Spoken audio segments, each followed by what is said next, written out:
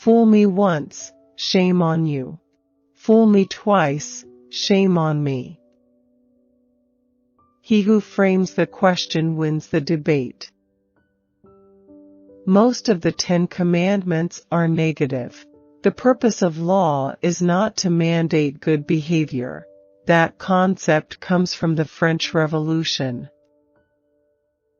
Once you depart from the 10 Commandments as being the foundation of right and wrong, you are in a free fall. It's the law of God that gave the stability to Christian civilization. If my duty does involve heralding His law in every arena, then the Church in America is failing radically today. The law of God in the Christian religion is the schoolmaster that leads us to Christ. We are not at the same place we were in 1973. This country today is drifting, moving steadily towards the pro-life position because the data is with us. The government forces you to give your money to things you don't believe in, to have your money go to projects that might be inherently immoral. For us to think we can enjoy, understand and practice the Christian religion with just Matthew to Revelation is foolishness. Let's use the opportunities before us to stand for Christ. If we will do, God Himself will honor our efforts and America can be restored.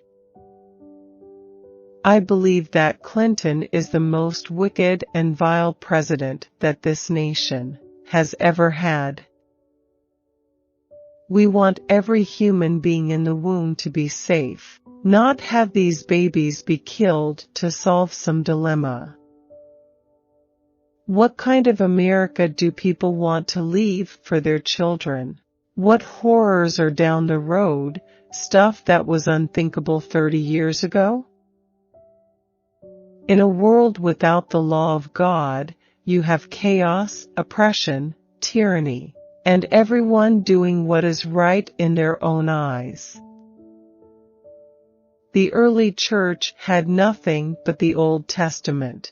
The New Testament lies hidden in the Old. The Old Testament lies open in the New.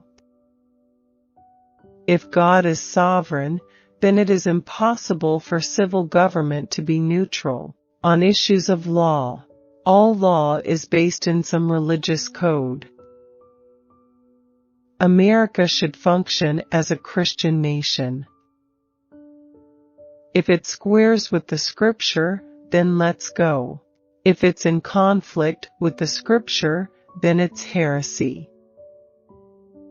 You don't know how to love God and your neighbor unless you look to the law to define it. George Washington understood that the Bible is the place where God's records of right and wrong are kept.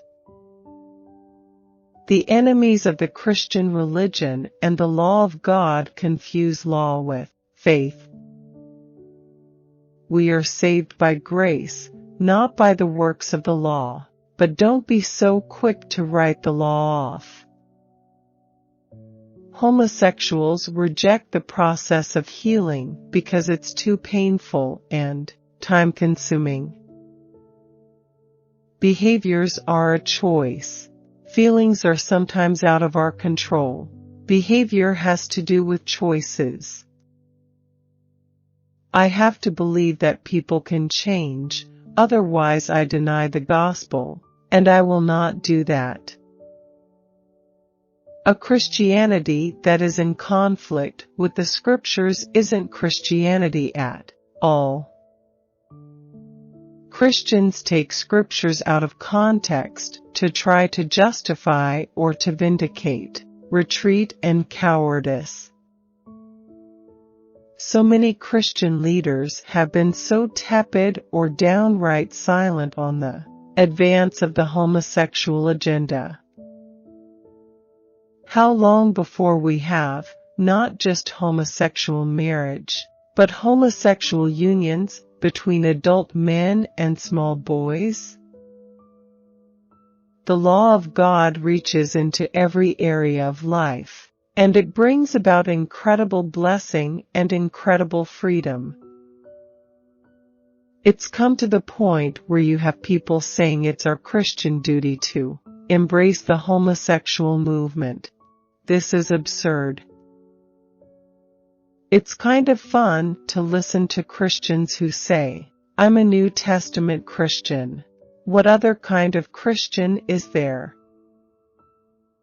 If we don't believe in moral absolutes, and then we get into a cultural political debate, how are we going to win? The homosexual community has more acceptance in America than it ever has, and the suicide rate is as high as it's always been. If you want to understand Jesus, you have to study the whole Bible. Christian duty is not defined solely by the words in red. If the Christians who were alive in the 1770s behaved and believed like the Christians of today, there wouldn't be an America as we know it. If someone doesn't know their Old Testament, they don't know right doctrine, right correction, and they can't be equipped for good works. I didn't run off with the secretary.